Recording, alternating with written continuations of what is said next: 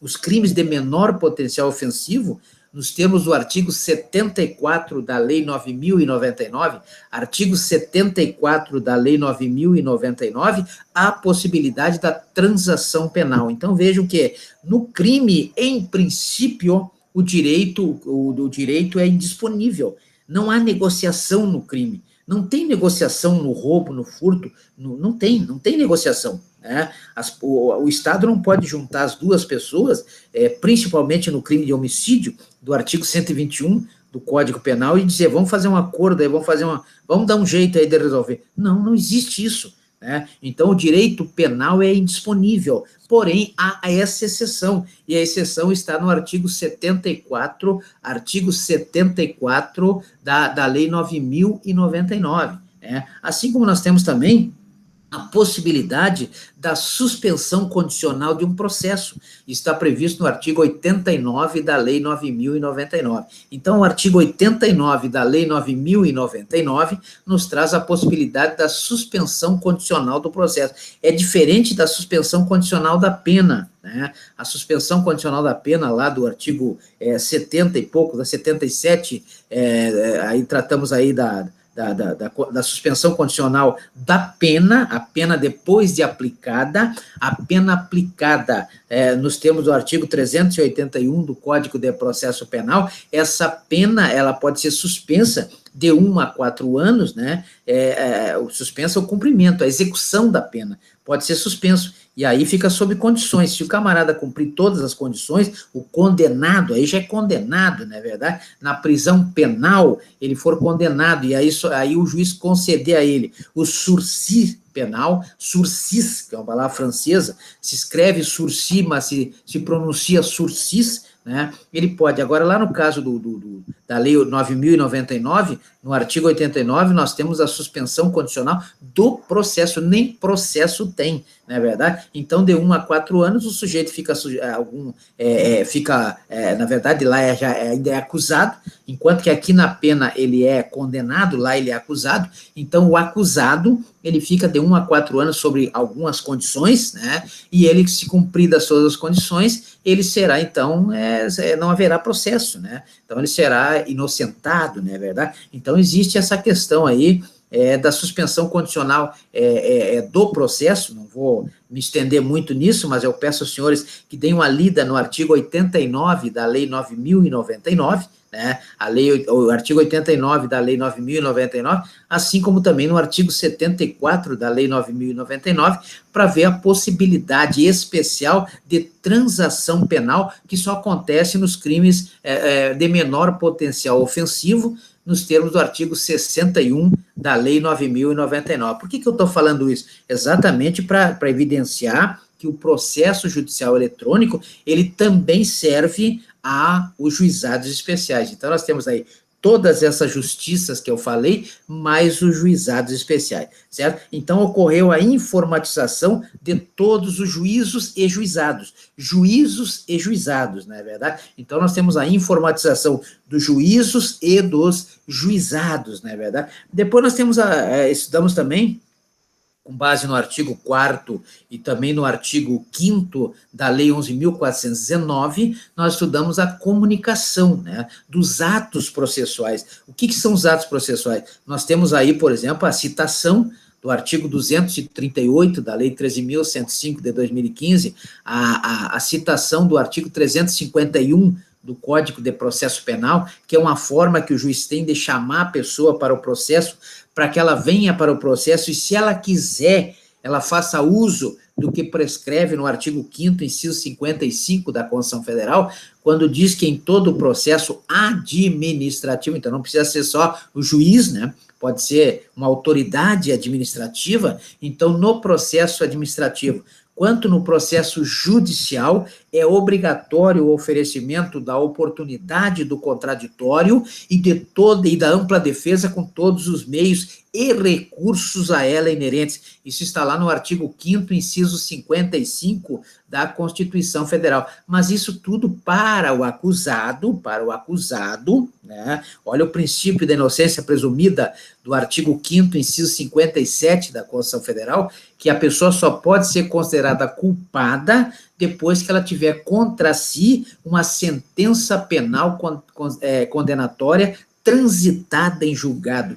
Transitada em julgado significa que não cabe mais recurso, não cabe mais o princípio do duplo grau de jurisdição. Existe exceção? Existe, né? Nós temos aí, por exemplo, a ação rescisória, no caso de uma sentença cível, do artigo 489 da Lei 13.105, lá no artigo 966,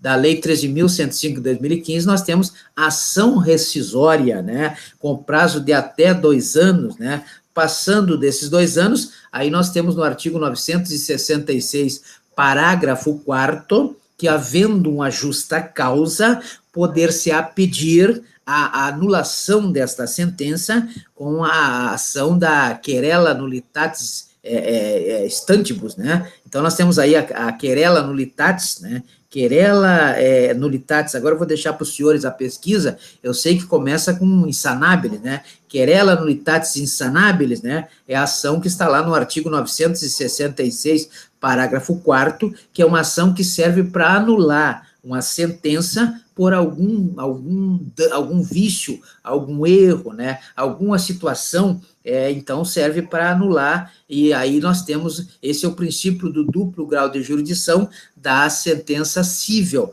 do artigo 489 da Lei 13.105. E na sentença criminal, né, nós temos aí a revisão criminal, lá do artigo 621, né, do Código de Processo Penal, né? Então nós temos aí, eu não sei se é 621 ou 631, aí eu vou deixar com os senhores, né? Porque o artigo 621, nós temos os embargos de declaração, né? E o artigo 631, nós temos o quê? Embargos de declaração. Então, a revisional, a ação, eu estou fazendo isso exatamente para provocá-los à pesquisa, né? A revisão criminal é uma ação que tem a finalidade de rescindir a sentença penal condenatória transitada em julgado, aquela sentença do artigo 381 do Código de Processo Penal. Então, pelo artigo 621, nós temos a revisão criminal, ou seja, um pedido para que aquela sentença seja rescindida, né, vai para a instância superior, a segunda instância, e o acórdão lá da segunda instância vai rescindir essa sentença de primeira instância, né, e aí prolatará outra sentença no lugar, né? Então, nós temos aí a reforma da sentença através da revisão criminal no processo penal e da ação rescisória ou da insanabilis, querela insanabilis nullitatis, querela insanabilis nullitatis no processo civil, certo? Então, vejo que apelação, embargos, isso não cabe mais nada quando transita em julgado. Então, o princípio do duplo grau de jurisdição só cabe nesses 2 casos que eu citei aqui, né? Então, vejo que nós temos aí essa questão aí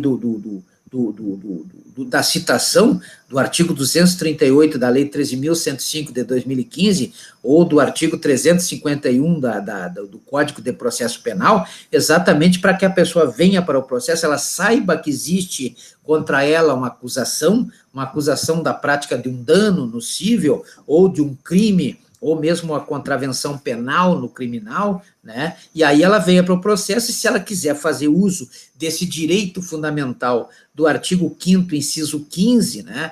Que é o inciso 15, o artigo 5º, inciso 15 é o direito de ir e vir, o artigo 5º, inciso 55 da Constituição Federal, que é a oportunidade do contraditório, né, que é a obrigação, é objetivo para o Estado, e apresentar sua ampla defesa, né, que é a defesa, que pode ser uma contestação, por exemplo, do artigo 335 da Lei 13.105 de 2015, pode ser uma reconvenção do artigo 342 da Lei 13.105 de 2015, né? Então, nós temos aí a forma de uso da ampla defesa, né? Mas isso é subjetivo para o acusado. Subjetivo para o acusado. Ele apresenta a defesa se ele quiser, porque ele pode simplesmente decidir ser julgado à revelia pelo artigo 344 da Lei 13.105, a mesma coisa que acontece no criminal, né?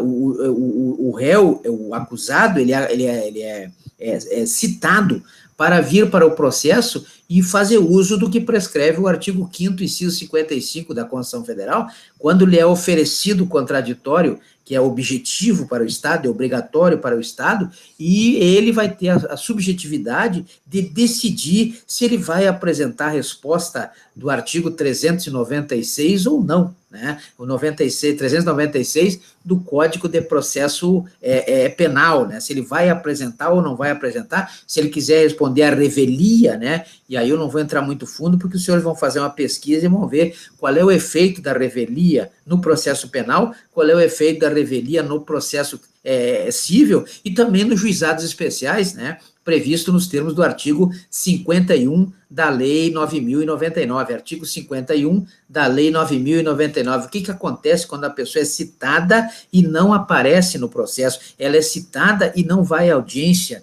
né? O que acontece? Na verdade, uma vez citado, e essa citação for válida, por exemplo, nos termos do artigo 240 do Código de Processo Civil, da Lei 13.105 de 2015, torna o juiz prevento, né? O que é o juiz prevento? O juiz prevento é aquele juiz que vai tomar todas as decisões a partir dali, né? Por exemplo, eu entro com uma tutela de urgência, lá do artigo 300 da Lei 13.105, então eu ajuizo a tutela, e a partir do momento que eu ajuizo essa ação preliminar, que vai ser decidida como questão prejudicial, porque toda ação, ela tem dois motivos para ser, quando ela é analisada. A questão prejudicial, que são as questões preliminares, né, que pode acontecer, por exemplo, numa tutela de urgência do artigo 300 do Código de Processo Civil, da Lei 13.105 de 2015, ou pode acontecer também uma tutela de evidência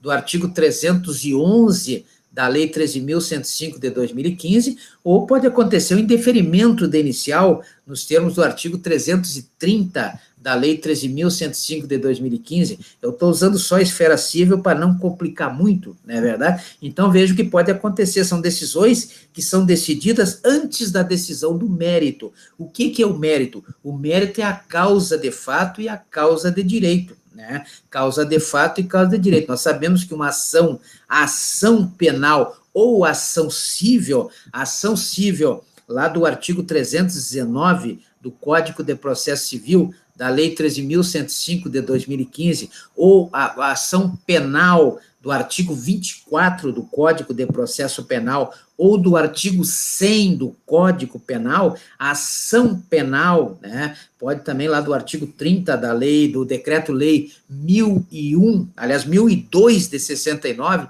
que é o Código de Processo Penal Militar, né? Nós temos a ação penal dividida em 3 elementos básicos. Quais são os elementos básicos de uma ação? Primeiro, tem que ter as partes, eu tenho que ter 2 partes em conflito.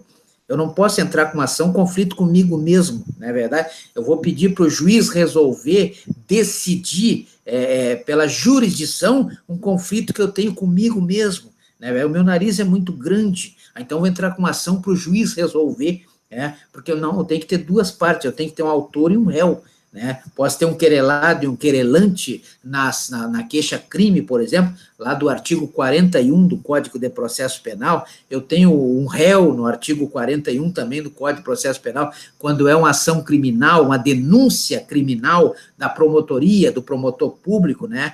Promotor público, o Ministério Público, lá do artigo, dentro daquelas atribuições do caput, do artigo 127 da Constituição Federal, 127 da Constituição Federal, ele é o titular aí da ação penal, exatamente porque o direito penal é indisponível, né? E um dos requisitos lá da atuação do parquet, né, porque é francês, parquet, o Ministério Público, é exatamente a defesa dos direitos indisponíveis, né, direitos coletivos, direitos indisponíveis. Em princípio, o Ministério Público não atua para defender uma pessoa só, o interesse de uma pessoa só, né? O Ministério Público, ele atua para defender o interesse da coletividade, a defender um direito que seja indisponível. Por exemplo, uma criança sim, a criança, o menor de idade, aquele tutelado pela Lei 8.069 de 90, que é o Estatuto da Criança e do Adolescente, ele trata de direitos